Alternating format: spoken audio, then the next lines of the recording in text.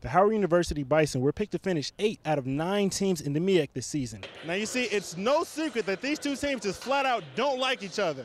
And before today's game, the Cavaliers added fuel to that already burning fire. You see, it's common courtesy in the NBA to have the visiting team have access to the home team's weight room. But today, the Cavaliers sent 8 players to the Wizards' weight room, completely taking it over. And it obviously didn't sit well with Caron Butler and company, so you can expect the Wizards to come out with a little bit of added incentive this afternoon. Some of the best basketball in the country right now is being played by 2 of our local teams in the CAA. George Mason and VCU are part of a 3-way tie for first place in the conference. And today, they take the court in Richmond for their only meeting of the regular season. This type of behavior is nothing new for Bloch. Earlier this season, he was suspended 1 game for a similar run-in with Saunders. And this latest incident comes on the same day that the Wizards PR staff made a push for Bloch to be named the NBA's most improved player. After the game, I asked Flip Saunders would Bloch be available for tomorrow night's game in Indiana, and he responded, "I doubt it." With the Wizards, I'm Brian Jackson for CSNWashington.com. By outscoring the Bearcats by 24 points in the second half, the Hoyas cruised to the 74-47 victory, thus avoiding the dreaded Tuesday game in the Big East tournament that has now been expanded to 5 days. With the Hoyas, I'm Brian Jackson for CSNWashington.com. Clothed in a custom-made Nationals jacket, President Barack Obama was here opening day to throw out the 2010 baseball season's first pitch. But on his way to the mound, the native Chicago Southsider pulled a fast one on the 41,000 plus in attendance, pulling out a White Sox hat to show allegiance to his hometown team. Oftentimes in the NBA, the outcome is decided by the game within the game. Tonight was no different. The best matchup on the floor was between point guards Derrick Rose and Sean Livingston. Both were named Mr. Basketball for the state of Illinois, and they also led their respective schools to high school titles. And although the two never faced off during their prep days, they always managed to keep tabs on each other. The kids from Northern Ireland, many of whom have never left their own neighborhoods, are getting a chance to learn and grow, both inside and outside of the ring. Before today's game, Ed Tapscott wrote the words "redemption" on the chalkboard. You see, back on Christmas night, the Wizards blew a late fourth-quarter lead against the Cavs, only to lose in the end.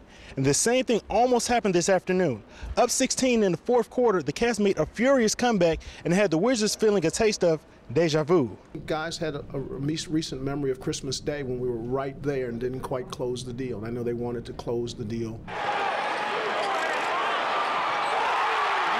The game was tied when Antoine Jamison came up with a huge jump shot, but the Wizards still needed a stop against one of the best closers in basketball. With 2.3 seconds left, LeBron James gets called for a travel, what he calls a crab dribble, something he's done since high school. I mean, it's a play that you don't see in this league much, but myself, it's one of those plays where you have your trademark play, and that's one of my plays. It kind of looks like a travel because it's slow, and it's kind of like high step, but it's a 1-2, just as fluent as any other 1-2 in this league. Yeah, I definitely knew he traveled, but I didn't think they wasn't call it.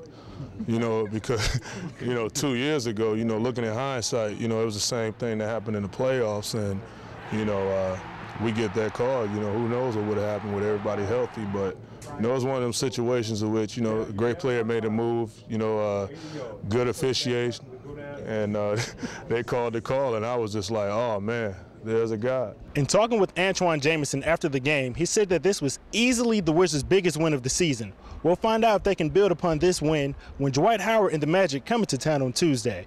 With the Wizards, Brian Jackson, Comcast Sportsnet. Here's a man that changed history.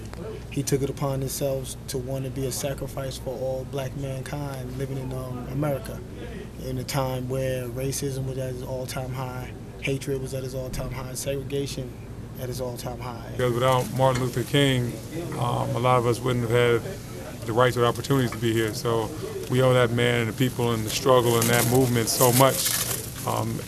Just everybody that's African American owes Martin Luther King and people in the movement something just because they paved the way.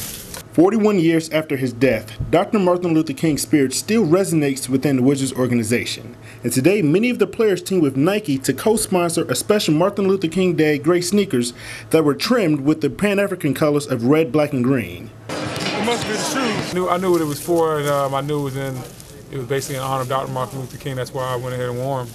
Dr. King once said, "The ultimate measure of a man is not where he stands at in times of comfort and convenience, but where he stands at in times of conflict and controversy." The Wizards' Mike Miller did his part to fulfill that prophecy by pledging $1,000 towards the relief effort in Haiti for every three-pointer that the Wizards made during Monday's game. I think You know, you commend him for what he's doing, and that's a beautiful thing. How much money were you hoping to donate to Haiti today? I was hoping a lot more. We didn't make any threes, but you know, maybe I'll do it again here at the end of the week. Okay. We'll give ourselves a second shot. The Wizards actually made 2 3-pointers on the night, and Miller's $2,000 donation has rubbed off on some of his teammates. I don't know which game it's going to be, but one game this week, I'm going to donate $1,000 for every point I score. With the Wizards, I'm Brian Jackson for CSNWashington.com.